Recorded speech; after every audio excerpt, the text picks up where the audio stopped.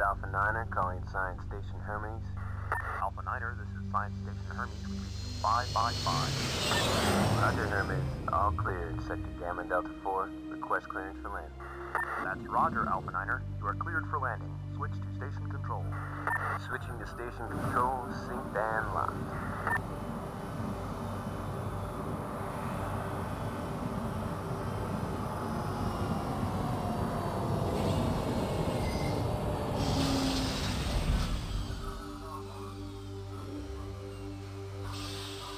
Alpha Niner, be advised Zulu Command once you're ready for debriefing. Roger, Control. Sir, reading an Antaran battlecruiser in Sector 7. Alert status. Clear weapon interlocks. Alert Zulu Command to our situation.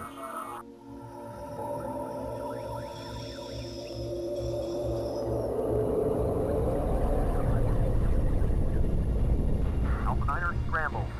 Roger, Control.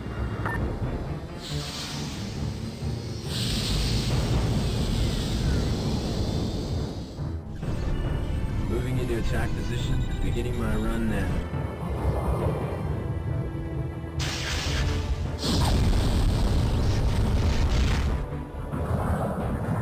Sir, we lost Alpha 9. Divert full power to shields. Scramble already cracked. Shields down to 80%, sir. Stay on those shields. I need full power. Shields down to 60%.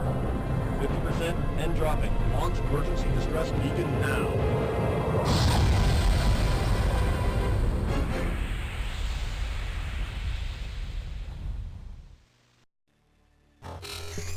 Welcome to Master of Orion II Battle at Antares. This is the second installment of the Master of Orion series. And yeah, actually not only of my series, but well, in Master of Orion II, the Antarans attack through wormholes, and this is what you just saw in the intro video. I started a video first just to make sure the sound is okay, and actually took some fiddling with the DOSBox settings, but I hope we're good now. So let's jump right in and start a new game. Average, huge, organic rich, 8 players, pre-warp. This sounds good to me. You can see the old races that we met already, like the Alkari, and you see down here beneath the portrait they have ship defense, 50 artifacts, homeworld, and a dictatorship. And well, this now gives you the opportunity to investigate everything. One of them, one of the attributes that the Cylons have is creative, which is great. Creative allows you to like find all the all technologies.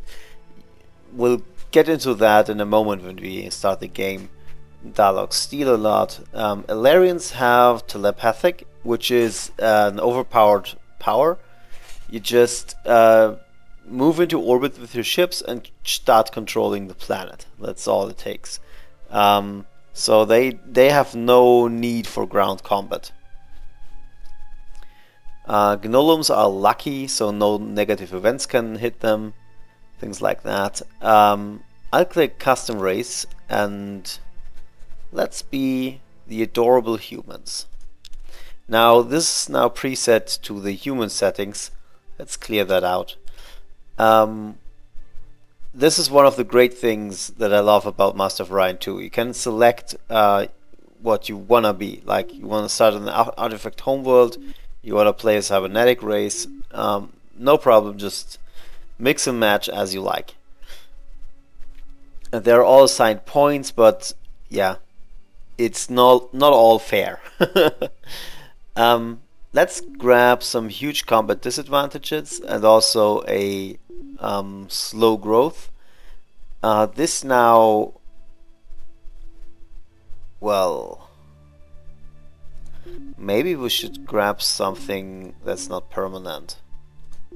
Population is kind of, I think this sticks with you. Affect the rate at which the population grows. Okay, yeah, this one sticks with you. But I think the low G world actually are considered weaker. -10 ground penalty. Let's see, yeah, this -10 is -2 and that minus 10 is minus 5. And that's just because your like home world is now a low G planet. Yeah, so let's grab this one. Poor is a production problem. Let's not start with that. We can grab one more point. We should try to do that. I guess poor is the only choice here. Alright, let's grab poor. But we'll have to leave the homeworld soonish. Yeah, what do we want to have? We want omniscient. We want to know every planet in advance, so we know where we want to get to. We want to be... I don't know if I want to be telepathic. I mean, it's overpowered, but let's not go there. Creative is great. So you get all the technologies. Now we could go for a huge science bonus, but getting all the technologies actually requires you to also produce them. So I want to go with a plus in production here. So if you get like one of the early ones is hydroponic farms, which helps you with farming, and you actually have to build a building for that. We have 1 point left. Actually 3 points left, and I want to spend this on +1 in research. Accept. Do rush the 4th. That's us now. The color here I think also dictates how our ships look, and I completely forgot what the correlation here was, so let's grab green. Yeah, one of the things about the like olden days interfaces is they don't ask twice. You say you're done and you're not getting asked again if you're really done. The view you see right here is the new game screen. You can immediately see a huge usability improvement. You can't actually see the whole galaxy. If you zoom in like that, I think something like this was the old interface, and you can't even navigate in here. Oh god, what did I do? Yeah, so this is if you want to see huge details, but there's really no reason to do that. So we'll just zoom out. And another usability improvement is if you click on colonies, you see a list of all your colonies, what they're doing, what they're building. You have a buy button in here. You see their stats down there, so you can even sort them and interact with them in this list. The Monster of Orion 1 did also have a list of your colonies, which I think was called planets, if I'm not mistaken. And that list you could click on a planet and it would take you to the planet, but you could not interact with the planet in this list. Planets is a new feature. Since we are omniscient, we see all the planets right now. We can sort by size. There is a huge planet at the other side of the map. Dereke, it's actually bigger than Orion, which is insane. Who's getting Dereke? Over here, so it'll be the Altair or Draconis. What's Draconis? Oh, it's either Larian or Altair. They're getting it. Now I could try to rush for like Nobi. You see them connected via wormhole, these planets, and this means that they're essentially next to each other.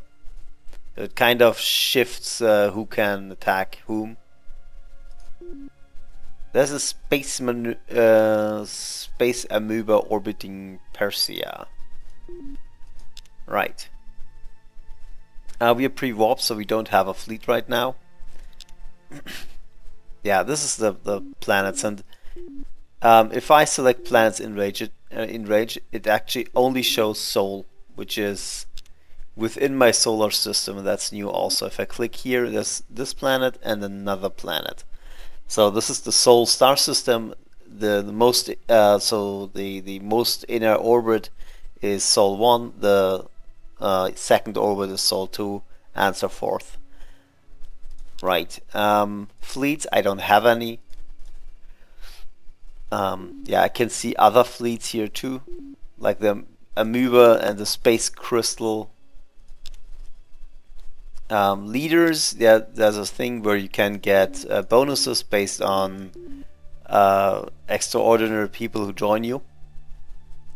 Races, this is my connection to the other races. Spying works a little bit different because I have to produce spy units in my planets, in my colonies. And info is the overall infograph. So this is the infographic, and I can investigate technologies in here in the tech review. Like I can look at a colony base, look at some text down here, and I think if I right click I get even more information. Oh no, just this is about the whole tech tree. Aha, it tells me something about the visual element. Okay. Statistics. Yeah, who has what bonus, and I could see the Alarians with their telepathic ability right here. Turn summary, reference. Yeah, this is now the reference.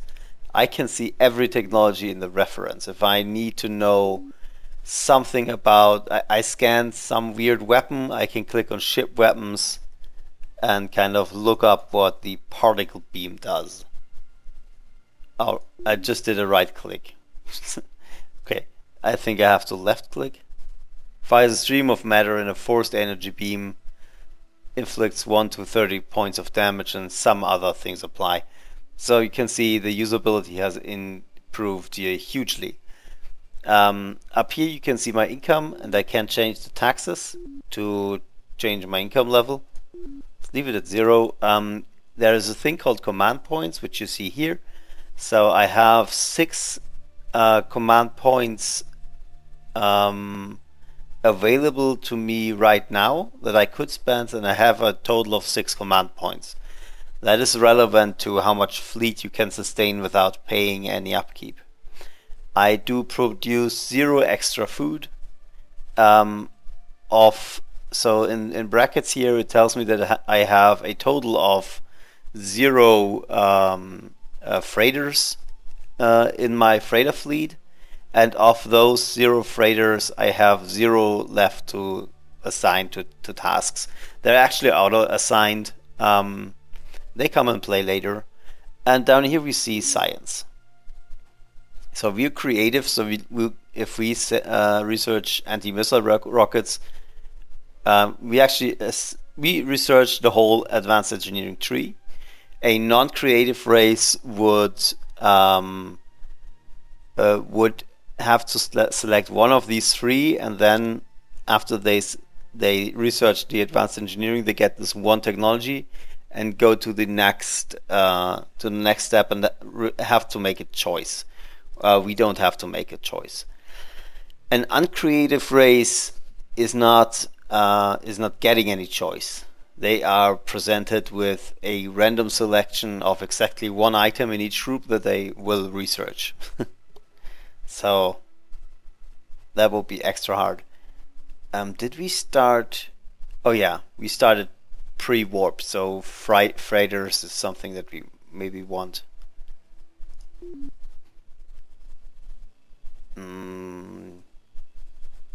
I'm thinking maybe we want something else, but let's start with freighters. Soul.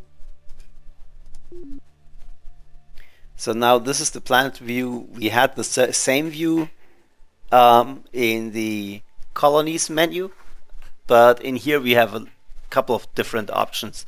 There's a star base, there is a capital, there are marine barracks. If I click on them, I can actually sell them. This might seem strange right now, but they actually cost upkeep. So if I click on the money I get, it doesn't tell me that it costs upkeep. I'm sure you can see it at some point though. Yeah, I know that the barracks cost an upkeep of 1. This is the production right now, and this is research. There isn't really anything to produce except for housing or a colony base. It's poor and radiated. Let's not grab that. Let's go for housing, but actually we don't need any of this. Okay, let's complete this turn. It's about 6 turns, and I will get a chance to... Yeah, so now next turn it is about 3 turns, but I actually have a 28% chance of completing the research right when I click on the turn button. Okay, now I have a 60% chance, and it actually hit. Freighters. You notice how this researcher is talking weirdly fast and moving his hand a lot, and the spinning effect is really fast. I had to crank up the cycles to, I think, something like the 10-fold of what's actually recommended, just to make it work fluidly. So yeah, it's simulating a lot more CPU cycles than your average computer would have had back in the days. Freighters, a group of ships to transport food or colonists as needed between worlds. Each fleet contains 5 freighters. The fleet can transport 5 food units or 1 population unit per turn.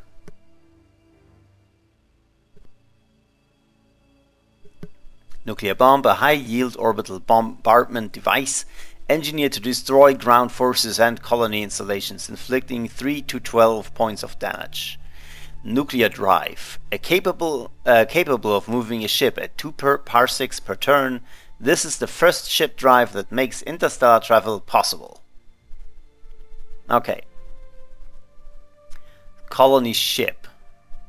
Yeah, we want that. What's it?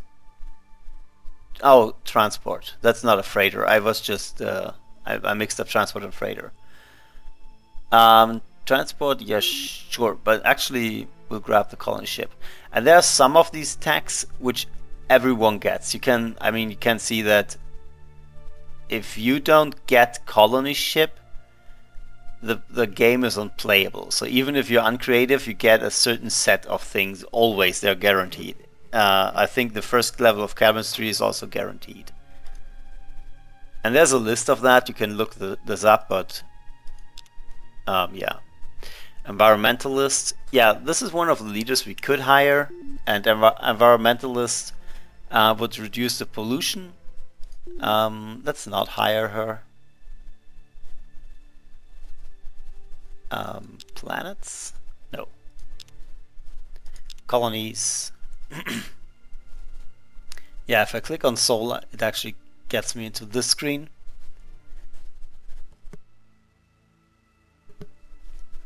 And I think if I move everyone over here, yeah, see, it's -5 for pollution, so she would save 1 hammer in total, I think.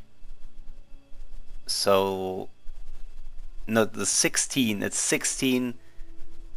I'm not sure. I think 16 is the base for calculating the pollution, and yeah, it's probably 1 or maybe 2 hammers that she would save on this colony, so it's not a huge effect. And we're not doing it anyway. So Sol is at 8 of 12 colonists right now. And we're still researching weaponry. This one is a ship officer, so I would equip a ship with them. Colony ship, outpost ship, transport. Extended fuel tank, standard fuel cells.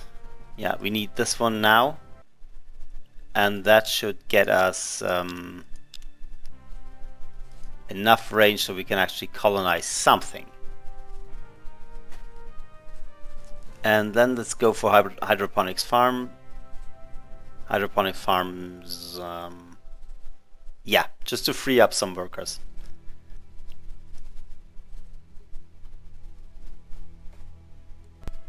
Let's check if there are new planets that we can colonize. So planets in range. Yeah, this is now huge, and you can see the minimap up here. Sol, this is our homeworld. This is a swamp nearby. It's great. Great climate. Non-hostile would be great. Okay. Paradise 1. Paradise 1 sounds excellent.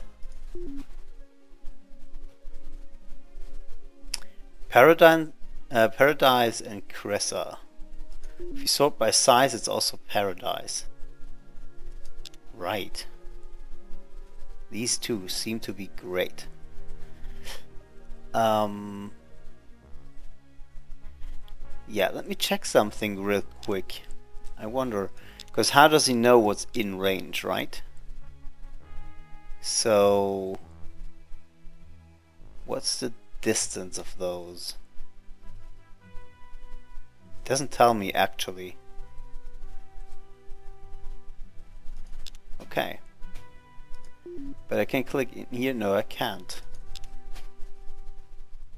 Well, maybe we can investigate this at a future date. For now, let's change to a colony ship. An outpost is not a colony, just for military purposes.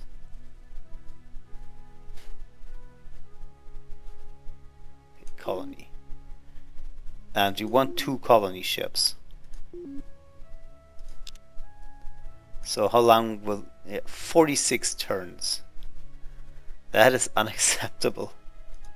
Okay, so we're not colonizing anything yet. But with a little bit of future tech we might.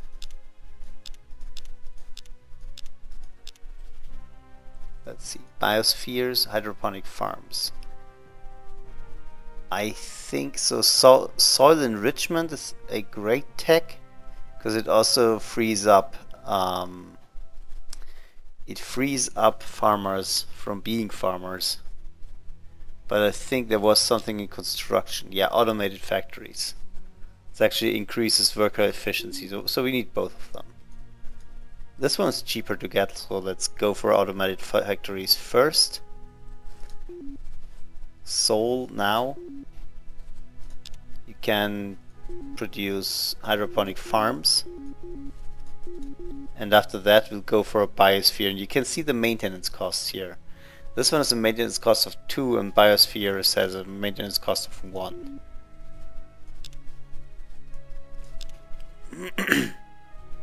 So that will be already 3 BC per turn are gone now, essentially. When I finish building that, 3 BC per turn are gone.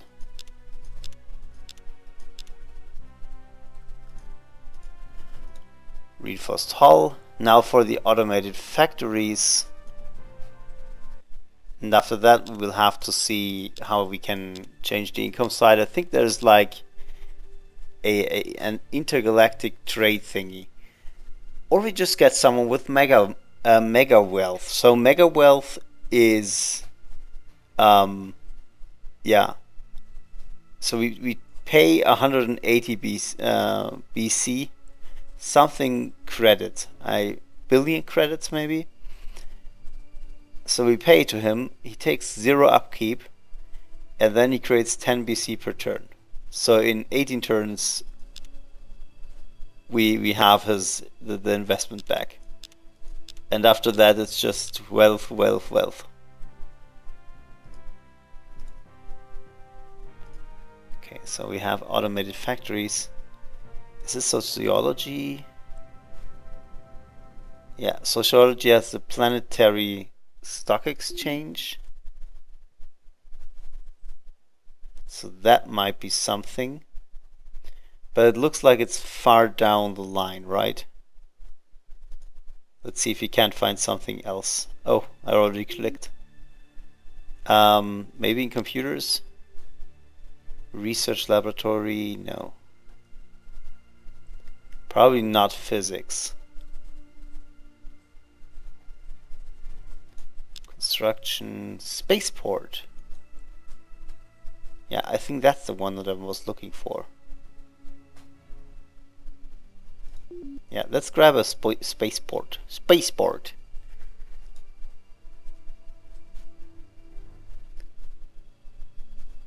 And double check what soil is producing.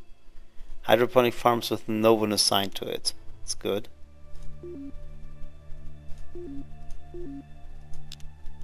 Okay. So 6 turns for the automated factory. Let's actually do that. 3, 4, 5, 6. And now 3 turns for the hydroponic farm, which is great. 1. Whoa. The galaxy's most watched information source. A pirate raid in the Mentar system resulted in the theft of 262 billion credits from the Silent Treasury. Mentar, that's up here. This is just a random event. They're not really pirates that can hit me next or something.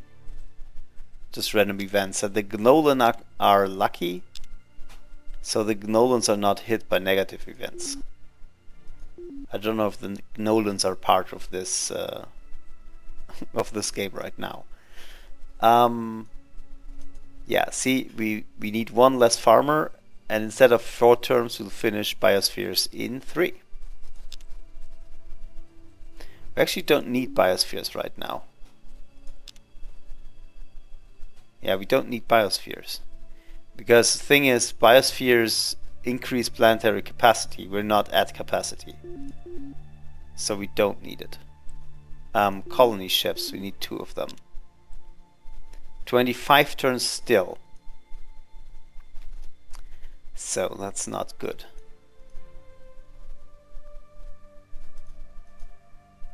We need to increase worker efficiency or anything. I know I've been researching the construction, but I think I have to change my mind. Soil enrichment costs no upkeep and frees up workers.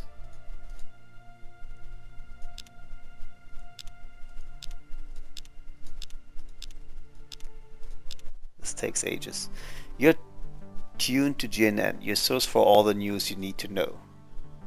While carrying out secret high-level experiments, Mersham scientists stumble upon the secret of fusion physics. Oh, down here, the Gnolans are part of it. Yeah, this is the Gnolan Empire. They cannot be hit by negative effects. And the Mersham are blue. Where's blue on the map? Yeah, it's Firas. Firas is the home planet of the fearsome Mersham cats. The felines.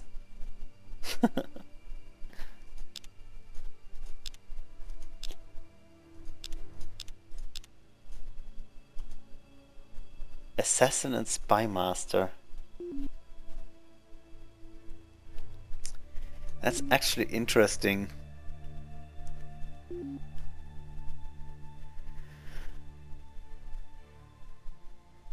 A random enemy agent each turn. 3% each turn. That's actually great. And if you see a star behind it, this is actually leveled up. And I think he only has to hang around. So we're hiring him. Oh no, he's a ship leader.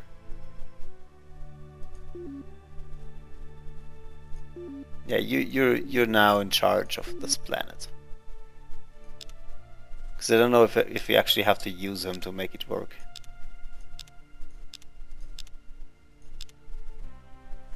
Cloning center, death spores, soil enrichment. That's the one we wanted. Microbiotics, but this one is yeah, it helps with population growth, which is one of our weaknesses, but it costs 900 research points. So let's go down the construction route a little bit further.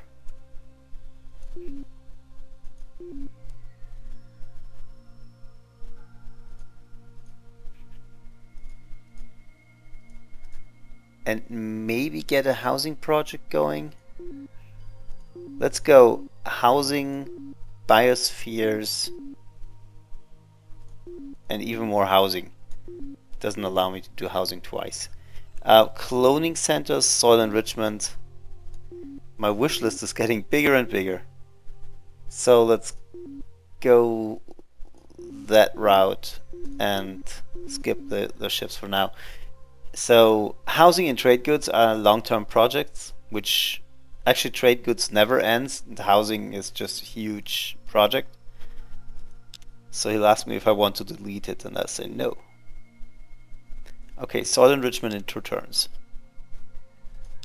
First turn, second turn. Since we're omniscient, we actually see everything, and we can see this ship heading for Darren. So he's grabbing this desert. I feel a war coming up against the Emperor Quarzum of the Silicoid people. That's actually, we might not even be able to grab them all, because they might be able to settle on planets that we currently can't. Mentor is starting colony ship. The computer. Like, he can't possibly have colony ships by now.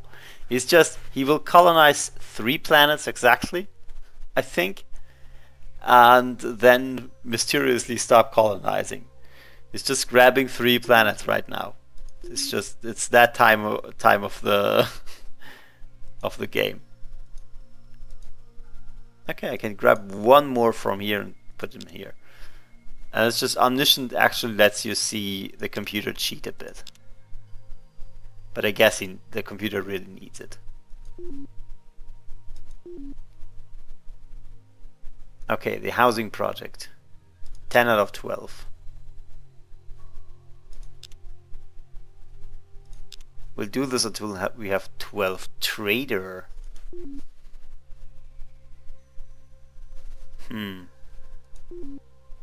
Monitor bonus of trade agreements. But it's 2 BC per turn. I guess we can afford it. Right, let's grab him. We don't even have a trade agreement. You're settling up here? Are you crazy? No, you're just scouting. Okay.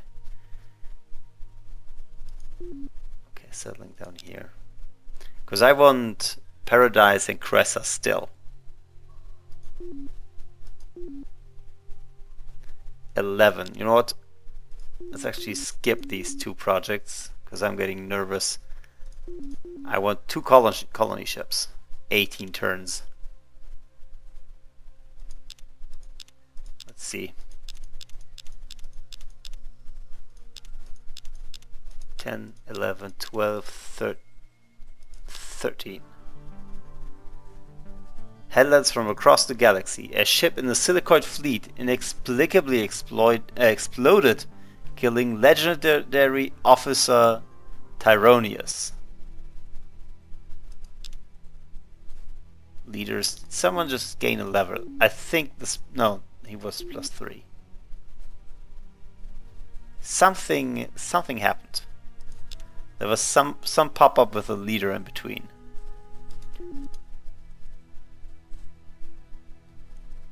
So 3 turns. I think we can buy it right now.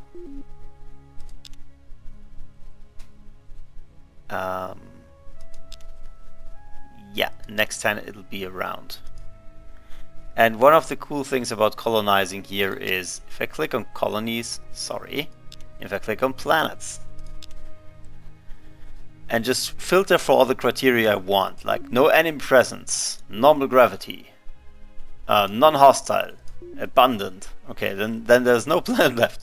Okay, we just grab like all the filters you want and then click.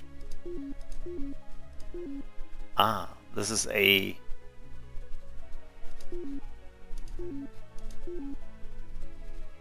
I filter out normal gravity. Why would I do that? I want Paradise. Okay, and you see that there's a colony ship heading there, which is a huge improvement. You can't even double send a colony ship. Everything's automated. A huge improvement in comparison to Master of Orion 1, that is. Now you see that there's a morale problem right here. And we'll have to handle that. If we put the colonists here. Yeah, we don't have a freighter fleet, see? We theoretically would have the ability to feed them, but we don't have the freighter fleet to do it. So Sol has to do a sprint towards a freighter fleet. Right, 1 turn. And we'll have the freighter to actually feed them. But I want Paradise to already start building. What we want? Automated factories. That's actually huge, automated factories. Can we buy that? Spend 240. That's expensive. Let's do it.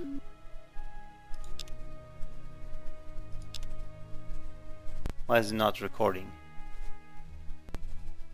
Ah, it's recording again. Okay, so Sol 2 built a freighter fleet.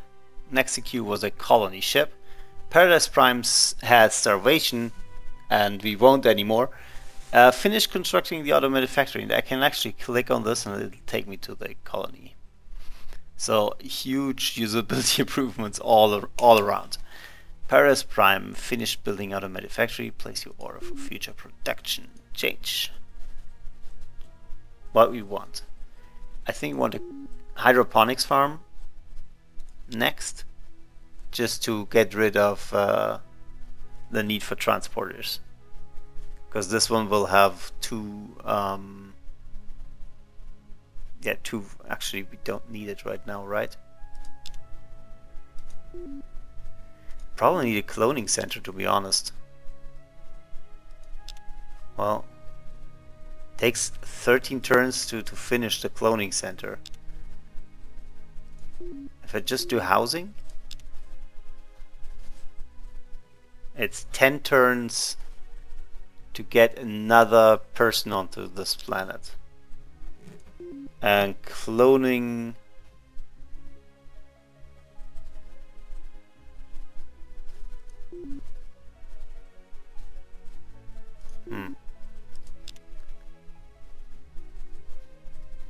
Yeah, it's probably better. It'll take 10 turns, and I still don't have another person on the planet, but after that I get a new one every 10 turns, regardless of anything else I do. So that's probably best if I just grab the cloning and then...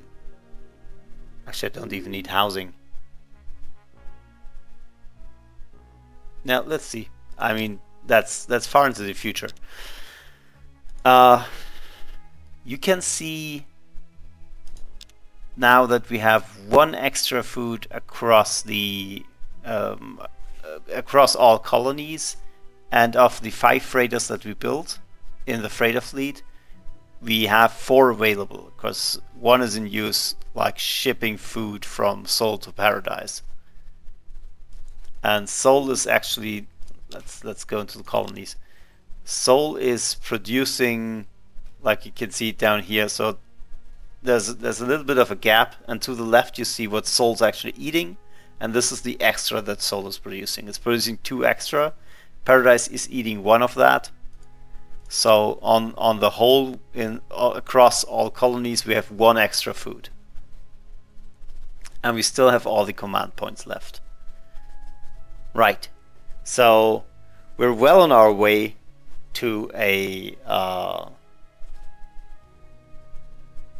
reasonably sized human presence in the universe. I don't know when we are going to be at war with the Silicoid, but I have a feeling that it might be rather sooner than later. So thank you for watching, and see you all in the next episode. Bye.